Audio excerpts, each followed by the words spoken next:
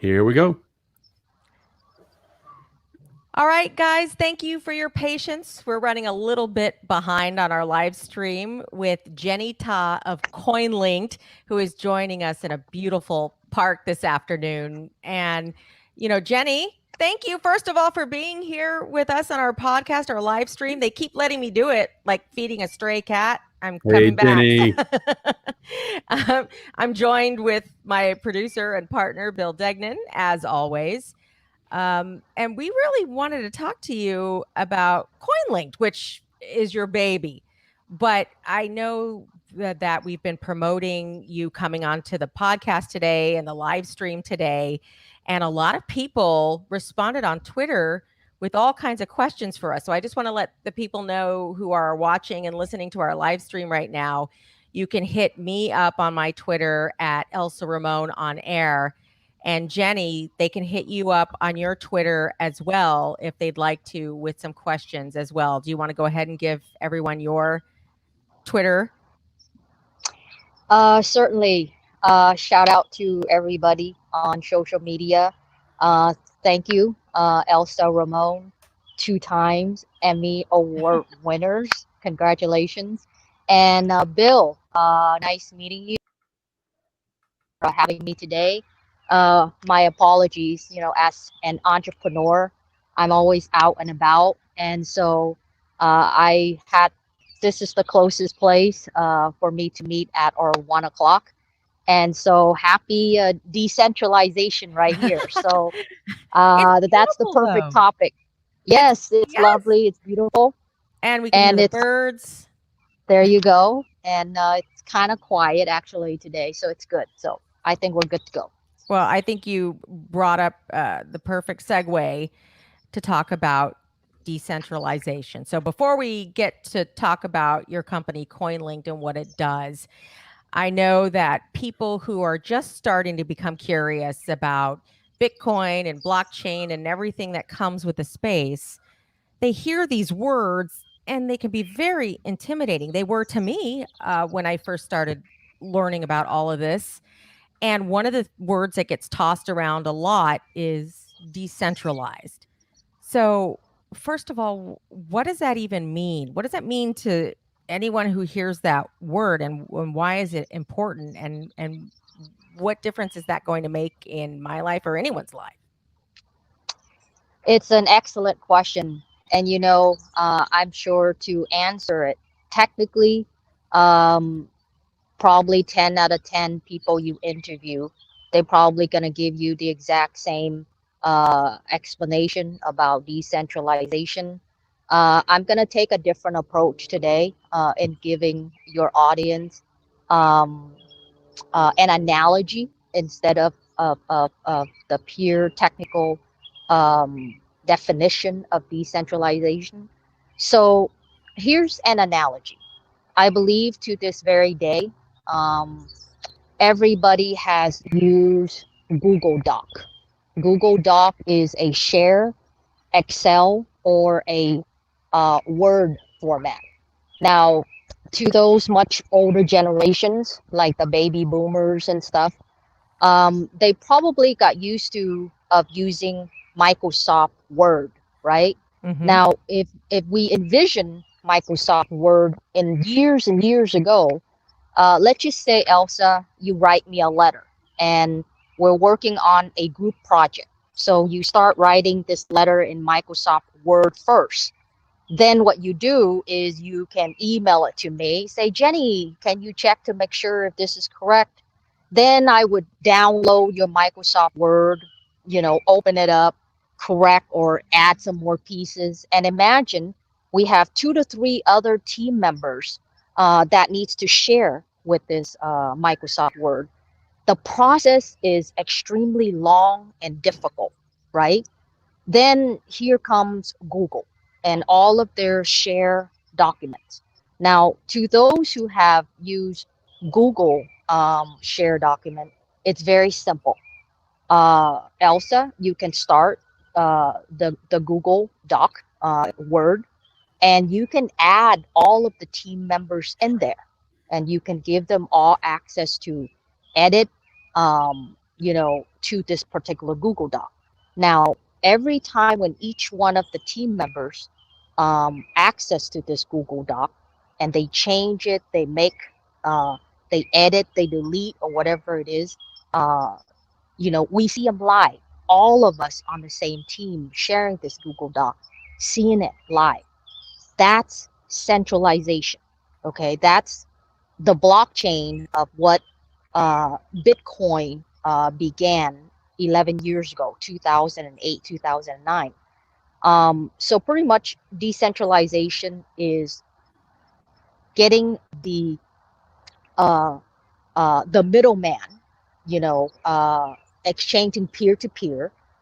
You and I can exchange money without a banking system in the middle that has to have that transaction. So um, that's what I believe is the easiest way to um, capture or understand what decentralization is, and blockchain, and Bitcoin, which is uh, the father of all cryptocurrency, and the birth of Bitcoin about 11 years ago. Okay, so you gave a great analogy for people to try to understand centralized versus decentralized. Decentralized. So people get a grasp of this. Okay, they can see the difference, but then why would it be important for the everyday person to see the value in decentralizing things like our money, peer-to-peer money, Bitcoin, digital currencies? What would be the ways we can envision decentralization working for us?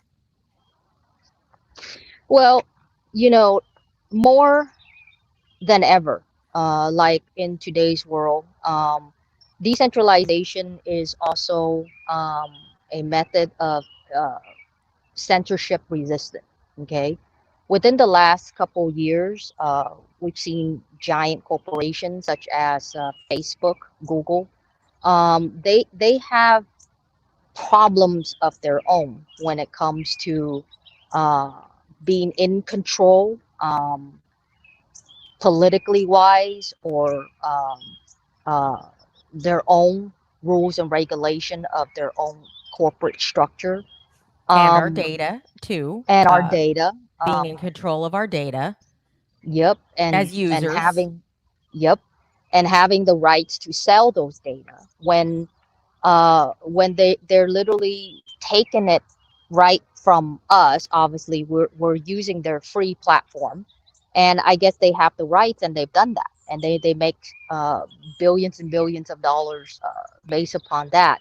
So back to your question, Elsa, is more and more, especially millennials and younger generation, X, I would say, are very adopted to decentralization. Um, they wanted to eliminate as much of the middleman as possible. They wanted to deal directly one on one. If I'm gonna send somebody a Bitcoin, I want to send directly to that person. Instead of right now, Elsa, if I were to send you $10,000, I have to go to the bank, and the bank has to process it, blah blah blah, and then that money goes to you. So And it's in the not always future, immediate. exactly, exactly, Sometimes, and as you then know, has been to the bank, sometimes yep. they'll hold the funds for whatever reasons they see fit. Right. And the thing is also the fees. My bank charged me the fees, and your bank charged you the fees for receiving it. So, the peer-to-peer is simple, easy. The sender knows the receiver. I know you. I'm just going to send it to you. And I believe in the future that's how the world should work. And when we eliminate all these middlemen, life become easier. Fees will be less, transaction will be faster. So that's what I believe that the future should be, is decentralization. And also, there are a lot of people, we're thinking of ourselves here in the United States, where, of course, that would make things so much easier. But there are a lot of people in this world who have family members in other parts of the world. And sometimes they want to send that family money. And it becomes incredibly difficult, too, to send resources and money to family members in other countries, because you have to go through the bank and there are protocols and there are laws and there are fees and everything else. This also allows families to be able to send money back and forth as well, directly to each other. Is that correct? Yeah, through a simple hot and cold wallet, we can definitely do that, and it's simple as connecting uh, um, the code bar and through the wallet. You can send directly. I've just sent some Ether and some Bitcoin to a couple of my team members who wanted to get paid with either Ether or Bitcoin. I gave some of my team members the option these days if they wanted to get paid via the regular US dollars or Bitcoin or Ether. So it's a very simple process, and I hope more of this is going to be done in the very near future. It's being done now, but we Well, need you're more doing it. adoption. Yes, I'm doing it. you're Definitely, I'm doing it. you've created an entire company, not only based on or founded upon decentralization, but a company that allows people that you're building to transact with each other and with other businesses this way. And your company's called CoinLinked. We're in the baby steps right now of the company. Is that correct? Yes, we are in the baby step. Actually, we've launched about 3 weeks ago. Um, I am waiting for some news, which I cannot say yet. Probably within the next few weeks. So Well, I hope until we get that to break the news. will be okay. So until that news comes out, I'm not very aggressively hitting marketing just yet. Only because, and here's the thing, and I want to share. I spoke to you privately, Elsa, that I mentioned that I would give your interview on your podcast a couple of exclusive that I have not shared with anyone else before.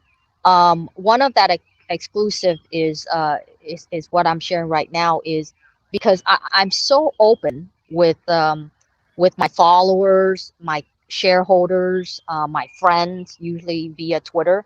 I made the announcement to go live on CoinLink the first quarter of 2020. Um, then little did I know, I let's just say I hit a deal. Let's just call it a deal. And this deal is taking a little bit longer than expected.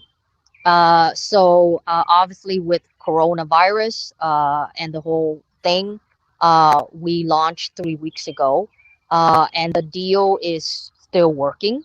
And so I have to launch because I'm very transparent and I try to be as much as a public figure that I am, to be a person of my word. Yes, I can delay it, but I don't want any speculation something happened. Or So something I is launch wrong. it. Yes, yes. Exactly. So I launch it. The platform is perfect. Yes, we have a couple bugs here and there. We're actually having a version 2 of the app being updated within the next week or two. But that's not what I'm waiting. I'm waiting for a much bigger news. And so once when that news is out, then I hope to have a lot more aggressive marketing to the platform. The platform probably would have free and clear of all the bugs. And so thank you so much for asking me about CoinLink. But that's the first response to your question. Of course, we can go further into what is CoinLink. Well, sure. In Let's a do I bit. that. and Yeah. yeah, I would love Yes. to, because I it's like that shot. there's I a like there's that shot. Yes, that's Yeah, me. there's you. Yes, Right, we're right, actually, right. yeah, we're showing CoinLink now, and we're showing it throughout our interview here.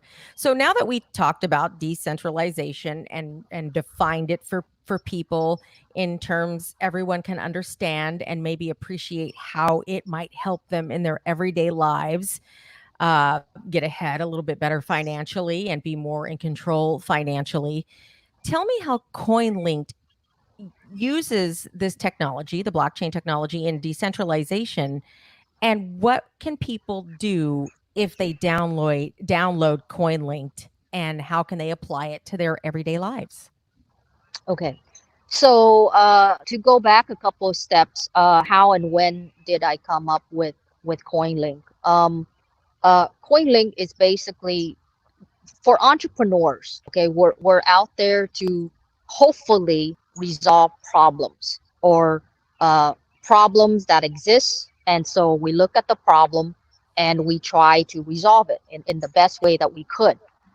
With CoinLink, um, the problem that I saw going in was adoption, okay, and scalability of cryptocurrency or Bitcoin. Um, I began to see, I start following cryptocurrency probably in 2014, 2015, but I was really deeply involved into it starting 2016.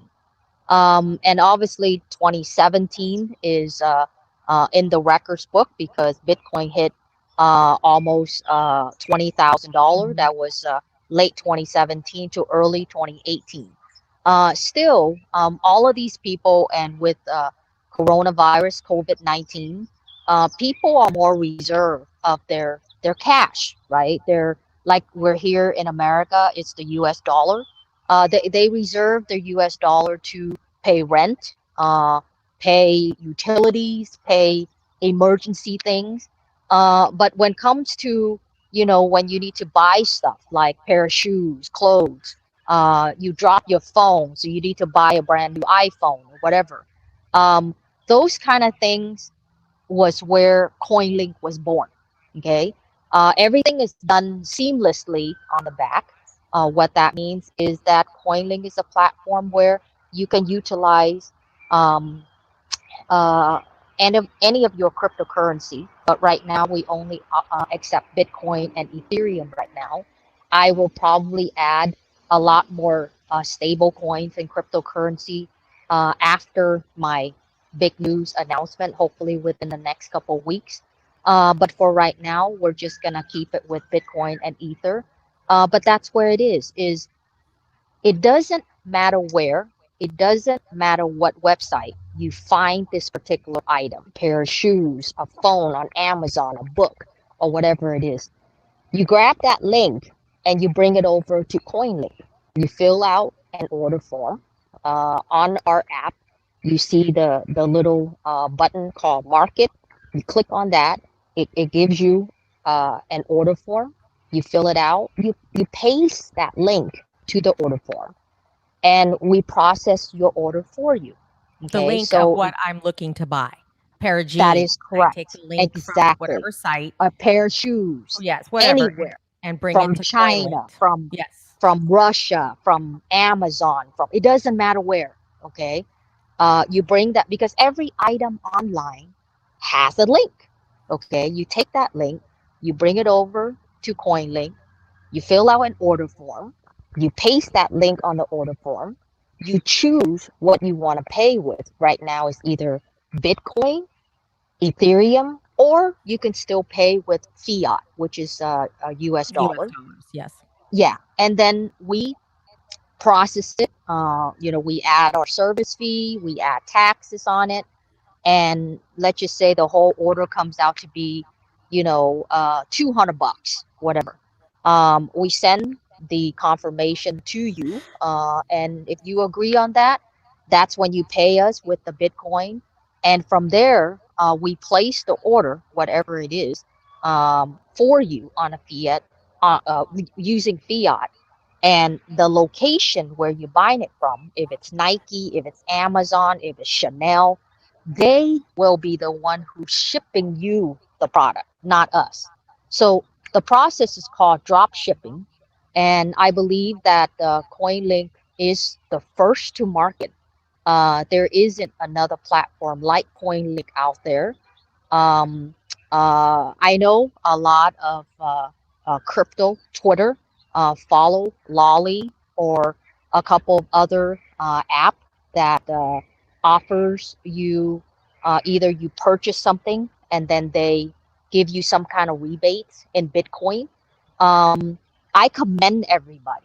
Look, we're all in the same community. Yes, there is a business and business competition there, but we're all different. I mean, the market is growing and the market is so big to the point that each of us take a piece of what we do, and that's how adoption and scalability works.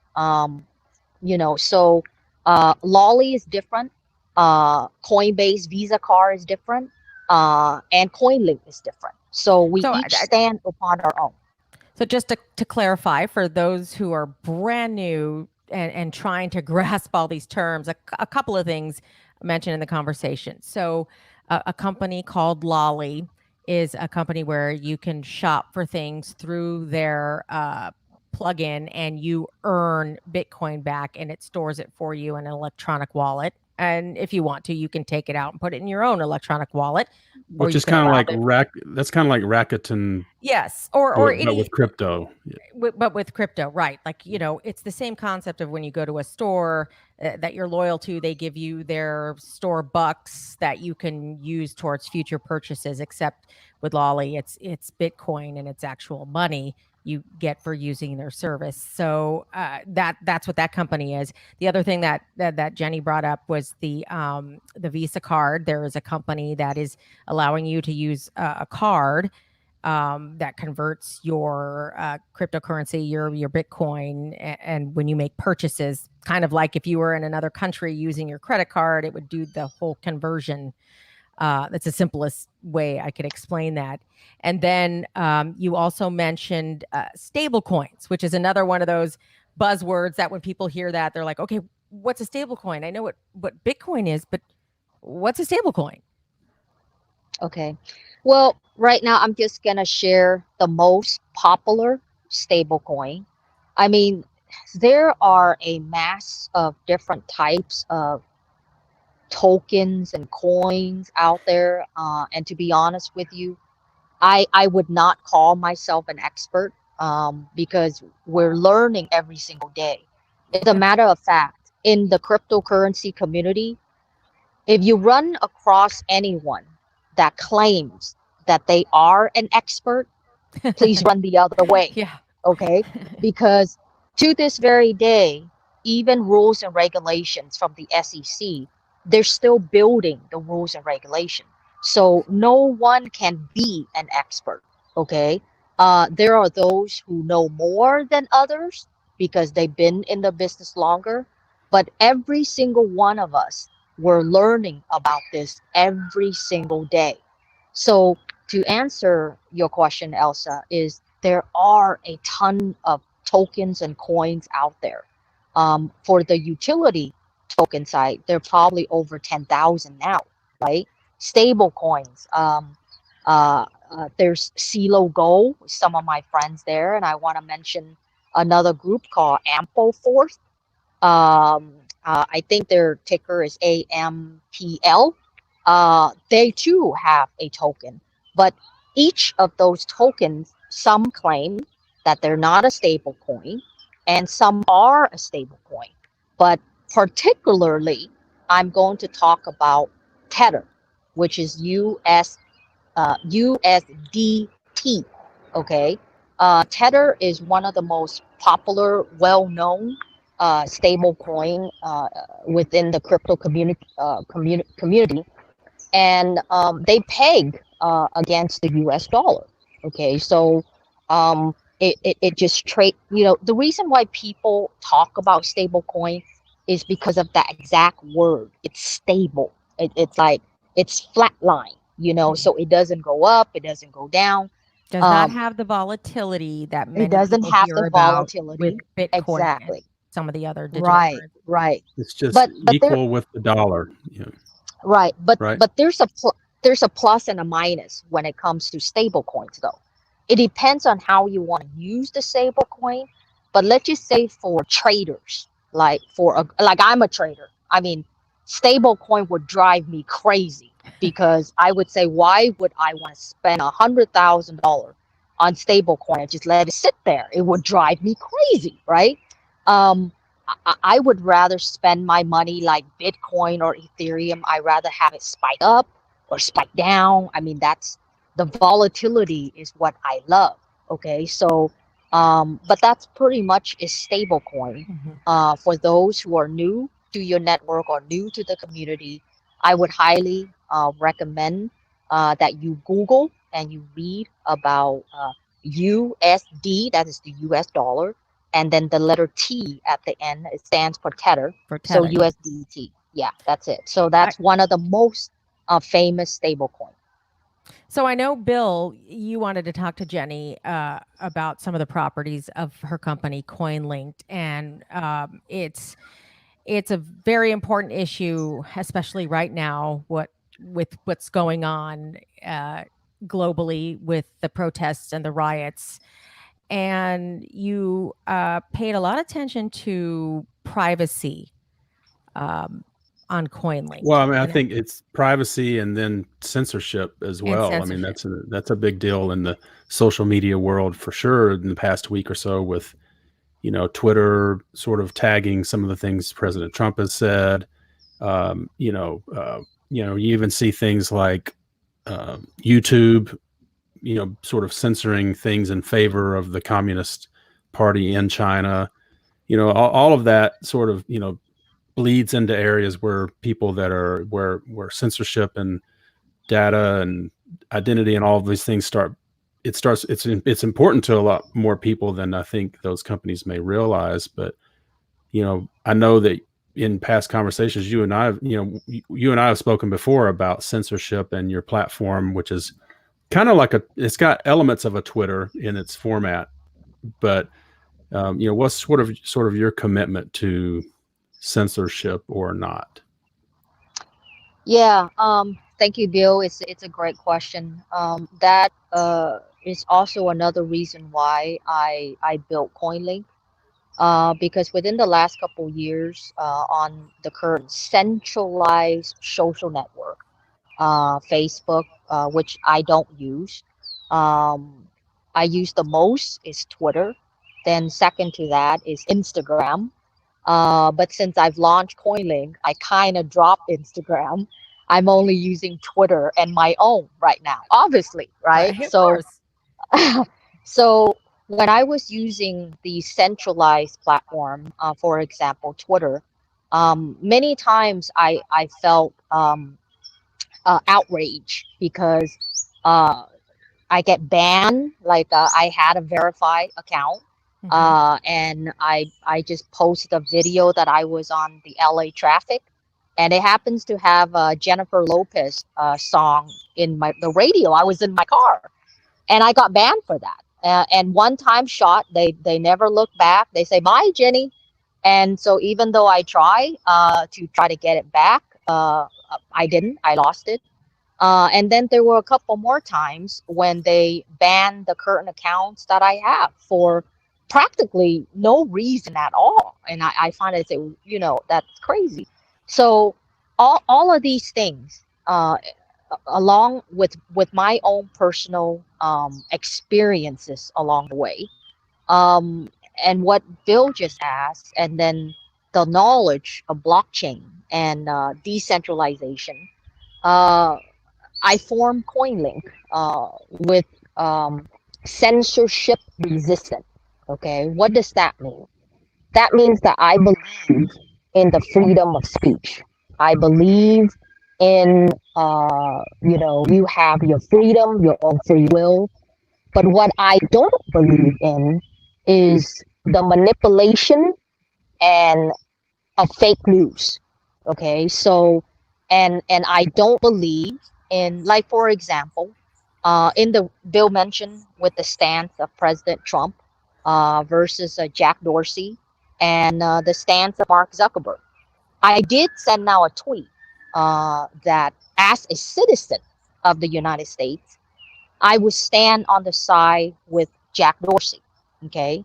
As the owner and founder of a social network that I am, I wanted to hold back. I still wanted to hold back my response until I have to deal with it right on my platform. Right now, those situations are not on my platform. So I'm just going to speak from a standpoint of a US citizen. Okay. Um, but back to CoinLink, is that I believe in freedom of speech. But as long as you speak with respect and you speak with logic, you speak with reasonability, you just don't drag out fake news and start spreading it out on the platform.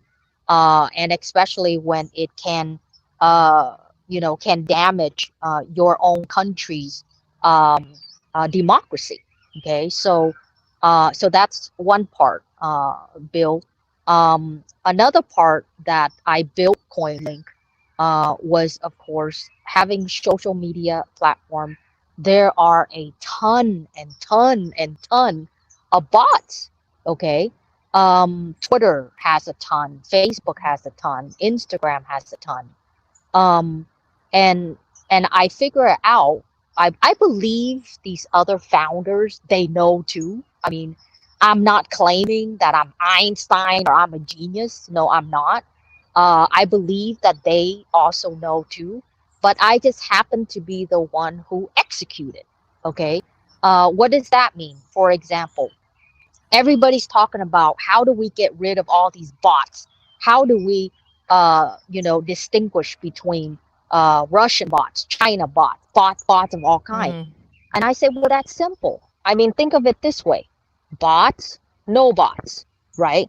Right now on all these other platforms, they only verify the celebrities, the well-known people, or the influencers, but that's a minimal number of people. That's why you have the mass of bots going around. Now imagine I reverse the psychology, right? By For every user who wants to prove that he or she is a real person, that you're not a bot, imagine if my platform, let's just say I have 10 million users, and I verify all 9 million users. Everybody has a verified check mark. Of course, I can have different colors. Celebrities could be blue. Uh, um, Reporters or journalists could be red. I don't know, different color, but we're all verified. That leaves the minority who do not want to verify or chooses not to verify. They're probably bots. And so if that's the case, we don't need to worry about them. We worry about the 9 million out of the 10 million users that, let's just say, CoinLink has, and everybody's verified. So that's another thing on my platform, Bill, that I take pride of doing. And besides verify, the current platform, Elsa, I know you had a verify account before, and I have a verify account right now on Instagram. I used to have one on Twitter. They demand for you to use your real name. Like I have to use Jenny Ta, I have to use my real profile. On my platform, the person only need to share that with the company. And if you wanted to use Bitcoin King, or you want to use, Ethereum Queen or Princess or whatever, we will verify you and we will let you be the anonymous person that you are. But if you're verified, people see that you're verified. They know that your account, behind that account, there's a real person Right, and behind not that a account. bot, which Not a bot. effectively, when you eliminate the bots, you eliminate a lot of the dissemination of fake news and harmful news and that type of thing. It's great. It's a great idea, and different levels of verification. So I mean, this is why you call CoinLinked a social marketplace, Well, because well, I was going to say that's the combination where you I get want to know.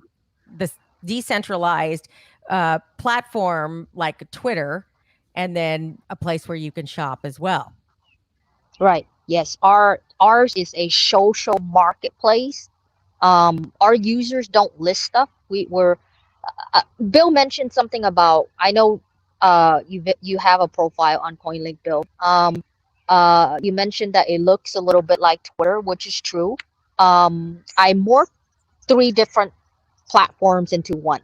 Yes, Twitter, because again, I'm on Twitter the most. That's Number my favorite two too. is Instagram, obviously. And number three is obviously Amazon.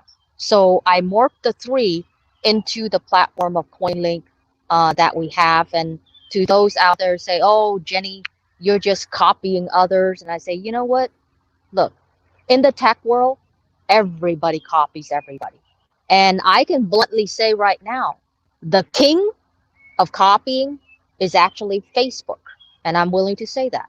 They copy everything from Snapchat, the stories, the Instagram. And so don't call me the copycat, because it just what it is. It's just like uh, in the dating world, it's like they say, don't blame the players, but blame the game, So don't blame the founder, blame the industry, so that's my take. But Bill, you're correct. CoinLink is a morph between three platforms: Twitter, Mhm. Instagram, and Amazon. Well, I appreciate that. I'm just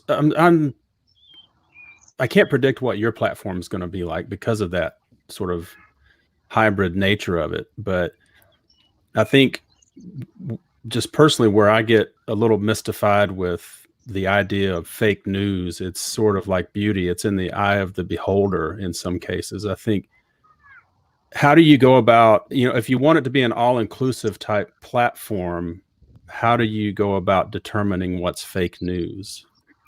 Because I think in today's world, people can argue that, well, what you think is fake isn't fake to me, and vice versa. And so I can certainly see a point where Jack at Twitter would say, well, maybe we need to provide some other context for this tweet. But then where does it stop? And if someone else puts something else up, there's another sort of human element and sort of biases that are brought from every direction to say, well, but that one's okay and this one's not, so we're gonna point out some things on this one, but we're gonna leave this one alone. So how do you foresee your platform sort of approaching that? Or is it the type of platform where, well, we'll just want one type of viewpoint to come use it? My answer for you, Bill, is just one word, and it's decentralization. Exactly how Bitcoin works right now. Okay. On the CoinLink platform, uh, we're currently a dual, centralized and decentralized. Parts of our platform is centralized still, okay, and a piece of our platform is decentralized on the blockchain, and we are using the Ethereum network, okay. Um, and if you speak to some of the well-known expert within the industry, they will probably suggest to a lot of founders or new founders that to decentralize slowly. What that means is you most people, they just come out and just say, oh, I'm decentralized.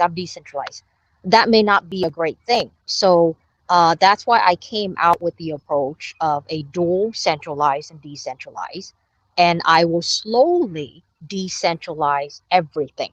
Okay. Going back to your question, imagine news like that of a Bitcoin on the blockchain, or a Microsoft doc, a share doc that I've shared earlier, um, where everybody, let's just say this particular controversy tweet that President Trump tweeted out, I believe, was it last week, when he Yeah, tweet something like like, that. Yeah, well, I don't want to repeat that, right? I think it was But roughly we a all week know, ago. yeah, but we all know what that tweet is. And Jack Dorsey took his stance, very controversial. And then Mark Zuckerberg took his stand, very controversial. Some stand with Jack and some stand with Mark. But I believe yesterday was a massive walkout, I believe, at Facebook. So even some of the people who work for Mark don't stand what he believes in. So, but that's a different story. Going back to Bill's question is, imagine if a social network is on the blockchain, just like Bitcoin, where different users have the opportunity to zero in on a news or a post, or Twitter is a tweet, to wade in that if this particular is fake news, or if it's legit, remove it or leave it. I believe eventually social media will head towards that path. But right now, with centralized network like Twitter and Facebook, they gonna continue with the fact of saying that if it's not broken, why fix it, right? So they're cranking in the money, they're cranking in the advertising dollars and stuff. It's going to take the younger generation um, who takes the risk in building something that is not the norm, and that it would benefit the society, and that it would solve some of these problems that we're facing today. And everything can only be done one step at a time. And I hope CoinLink will be a part of that path. But Bill, to answer a part of your question too, I feel like the verification of everybody in the community helps with that too. People will be able to decide whether or not that person that they follow, whether or not they believe what they posted. I don't believe, Jenny, and you can correct me if I'm wrong, you're not talking about taking off anybody you feel that has fake news. Like Bill said, it could be a matter of opinion. It's about, at least in Twitter's situation, I don't believe they removed the president's tweet. I believe they flagged it. People were still able to decide for themselves how they felt about it. Yeah, they did do that, Well, but they don't do it for a lot of other things. And so that is correct. I agree with you on that. Of course, Yeah. like Jenny just said, there are times that they just take away your verification, or they, put you in Twitter jail and you don't even know what you did. So, Well, no, I understand that. Well, if I may add, one of the most devastating loss on Twitter is this profile called Zero Hedge. Very respectable profile, great news. And one day he was banned. Okay, and there were a couple other profiles that were banned on the politics side. There were this brothers. There were two brothers. The Both Krasenstein brothers. Yeah, both of their accounts I used to follow. Very active in politics. Each of their account had 750,000 followers, so combined that's 1.5 or more million. Zero Hedge, I believe he had 1 million followers. On my platform, look, I believe in 3 strikes, you're out. Okay, and even with that 3 strikes, the majority of the community should have a say into it, right? That's not just me, not just the founder, not just the group. Like, for example, I don't know who Twitter people use, probably Jack Dorsey or the board. When they ban people, I don't know who they use. You just wake up one day and that account is gone. It just disappeared, right? Uh, I I don't believe in that type of a process. Okay, on CoinLink, how I would run it is obviously 3 strike, you're out. That's number one. And you're right, Elsa, in terms of verifying. I believe that the more that the people are verified, even if they use alias, they would think twice before they do something that that would not be good for them. Okay, right. so the decentralized nature holds, and the verification on CoinLinked, in a way, kind of, in my opinion, self-polices a little bit with the help of the community, so that Yep. if you are part of this community, you really are putting your reputation at stake and letting the community decide whether or not you are going to continue to be part of this community or not. Not a centralized figure like we're talking about Yep. with Jack or whatever he uses to determine who should be in or out of Twitter. Right. A true decentralized base and a true community driven marketplace and social media site would be determined by the community, what happens in it. Exactly, and that's that. Going back to the definition of decentralization is skipping the middleman. It's not about Jenny Ta, the founder of CoinLink, and her board making that decision, or Zuckerberg and his board, or Jack Dorsey and his board, but it's within the community, that the Twitter community, the Facebook community, or the CoinLink community, that makes that decision. And I would never ban anybody. Okay, I mean, why would you ban somebody? You could give them one, 1, 2, 3, say, hey, you mess up once, here's a warning. You mess up twice, here's a second one. If you do it again, then that means it's intention. Then we're going to ban you.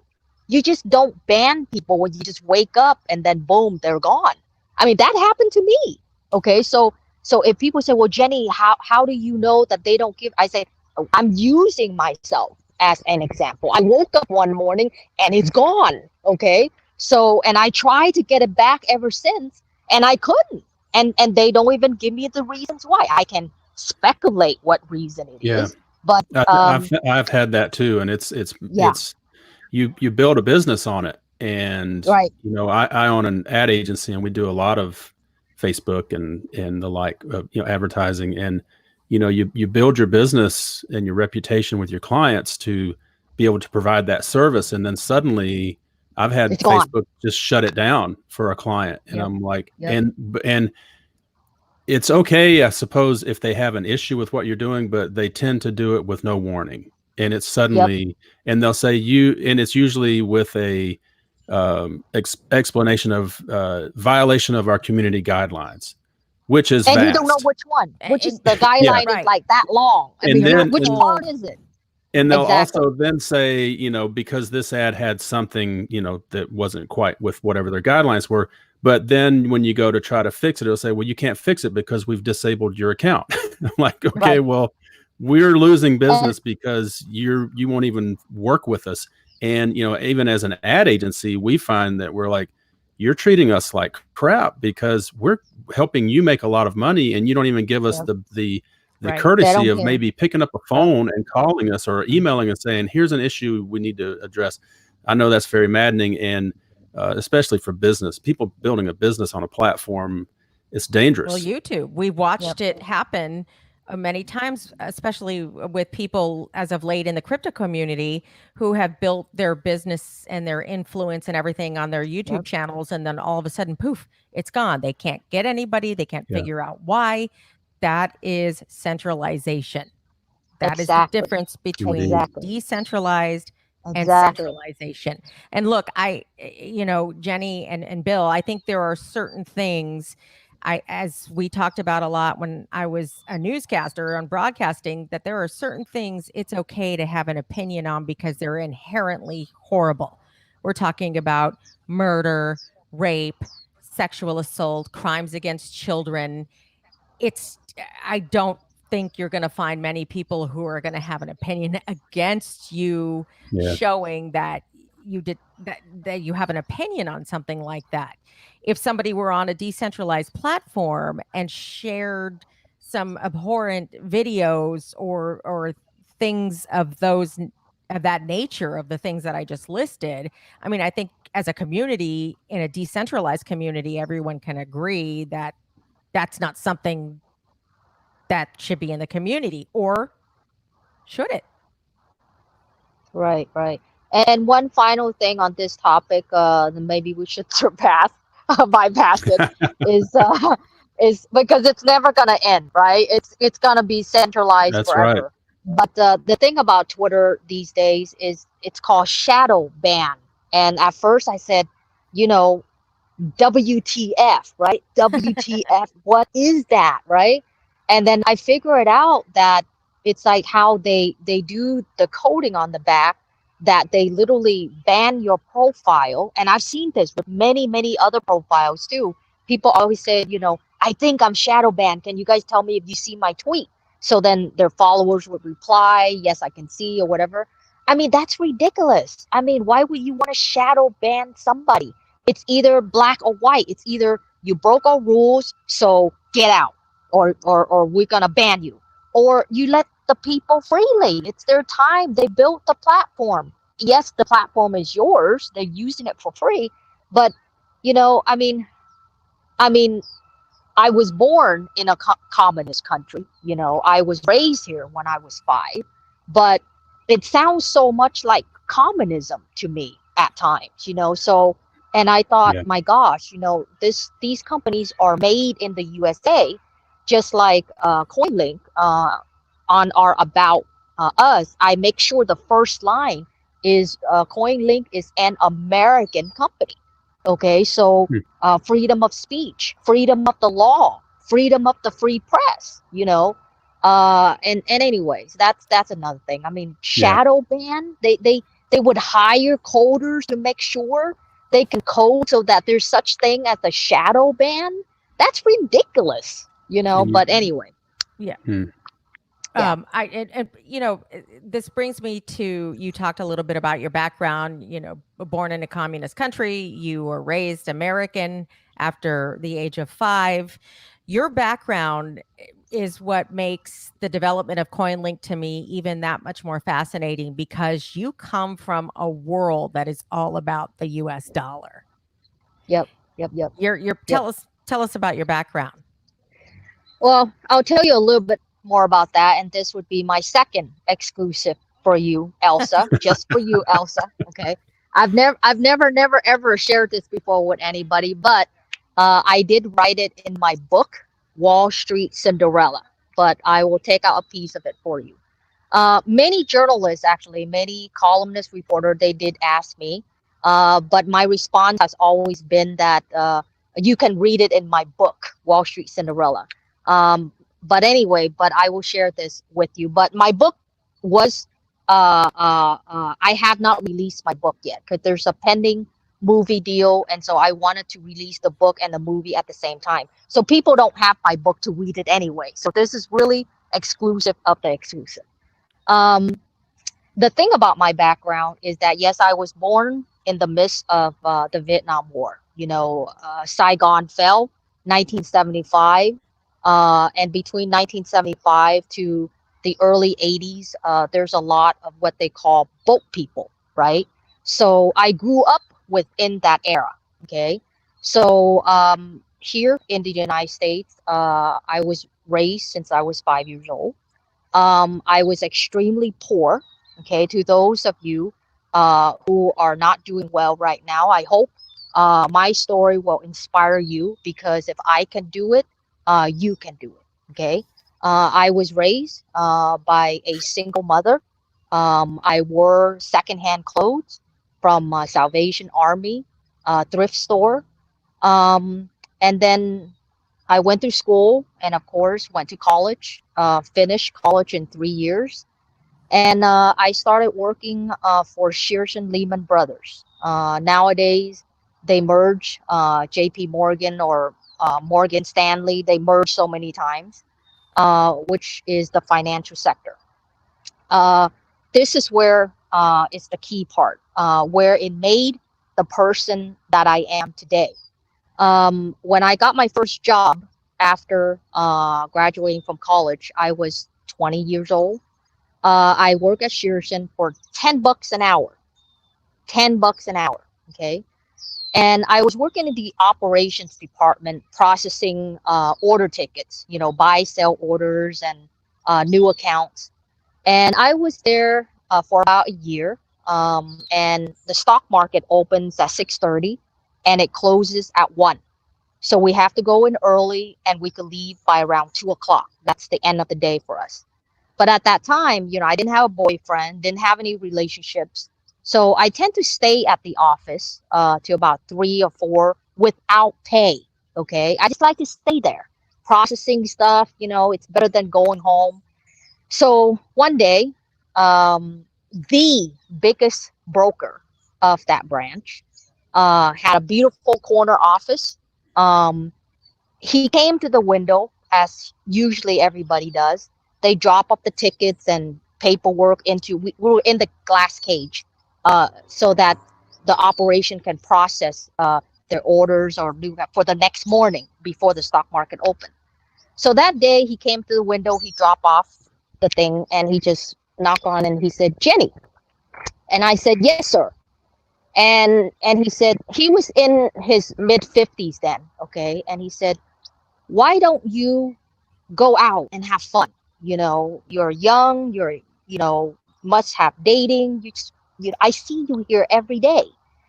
And you know, and then we went on, and he asked me, he said, "Jenny, what do you want to do when you grow up?" I mean, I was 20, 21 years old. And so I asked him, I said, "Well, sir, um, I can give you a very blunt answer." He said, "Yes, give me the blunt answer." And he said, "Well, you know, I work in operations, so I kind of know how much everybody gets paid, right? And I know you make 6 figure a month. 6 figure a month, 1 month, okay? That's net. That's not even gross." And I told him, I say, "Sir, I want to be where you're at. That's the honest truth, that I wanted to make the check that you're making." And he was the biggest producing broker there.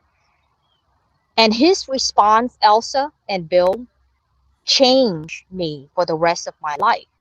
And his response was that, "Jenny, if you wanted to make the money that I'm making, then my only advice for you is to quit today. Quit. Like, leave the only job that I had." I was shocked because I was young. I didn't understand what he meant. But of course, we went through and he explained the whole thing. And it was Okay, basically, can I stop you right? Can I stop you right sure, there? sure. Because you had us on a little bit of a cliffhanger. Because as it turned out, when you were telling us what he said to you, we kind of lost you. And I think it was probably pretty important what his advice was, but I couldn't hear it. Could you do that again? Okay. Could you say that again? He, What his response sure, was? sure. Basically, he just told me that if I wanted to make as much money that he was at the time, which is over 6 figure a month net, not gross, net, okay, I would have to quit the only job. I have to quit there, the place that I was working, $10 an hour. And he went further on to explain, obviously, and I will give you a very short version, is that I, as a female, an Asian female, would never be able to climb that corporate ladder. So by his honesty, and that he was like a father figure to me, and that by his honesty, I quit and I left the place 30 days later. And that was in San Jose. And I moved down to Orange County, and life has changed for me ever since. I went independent. I went very aggressive. I went to get my security licenses. And by the time that I was 23, I founded my first broker dealer. Okay. And by the time that I was 25, 2 years later, I was a self-made millionaire. Now, if he did not honestly tell me that, I bet you I would not be the person that I am today.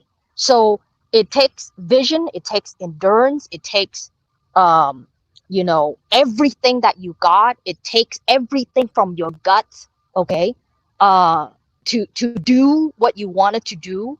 And to this very day, and even with CoinLink, I still have to go through that. I mean, life is it's easier, obviously, you know, because I'm well off now, but to form something like CoinLink, it's definitely not easy. So I'm still going through that, but it's the passion, the drive, you know, that I wanted to get to a certain place. And if you have your mind and you have the will, and you have the endurance, you could get anywhere you want it to be. Amen. Girl, Amen. I love that story.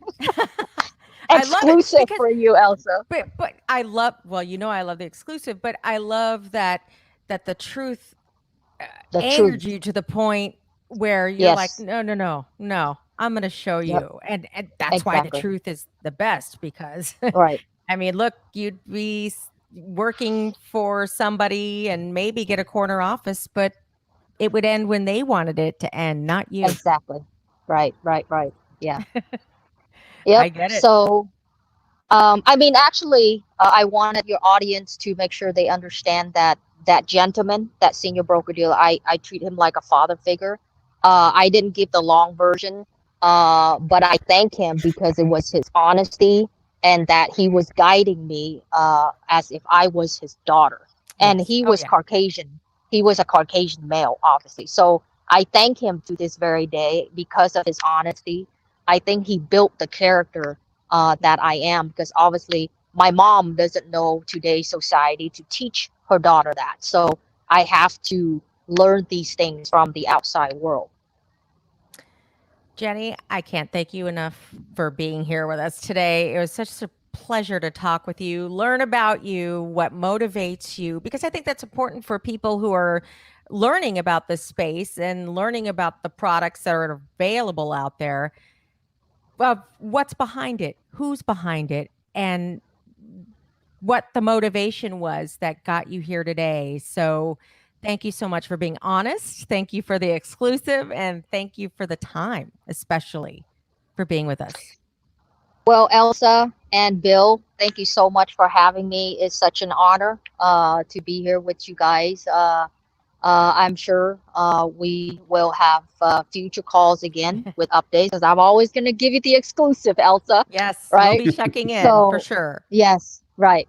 And my last few words to the crypto community, the blockchain community, is obviously I do ask for your support. I only launched CoinLink, as you hear. You heard the story from me today. I am as genuine as I can be on Twitter or in real life. I built CoinLink with all that I've gotten because I wanted to help with adoption and scalability. Maybe within the next couple weeks, I will eventually add a lot more tokens and coins into the platform to help those other projects that may want to, you know, more adoption and scalability for your token. And I hope you download the app. We're on the website, coinlink.com, or you can Google. We're also on the Apple Store, iOS, and on the Google. We have three. And if you like what you see, please give us a good review. I don't expect much, but I expect we give each other support so that Bitcoin can grow, the community can grow, and that's all I'm asking for. Thank you so much. Our pleasure. All right. Thank you. Thank you, Bill.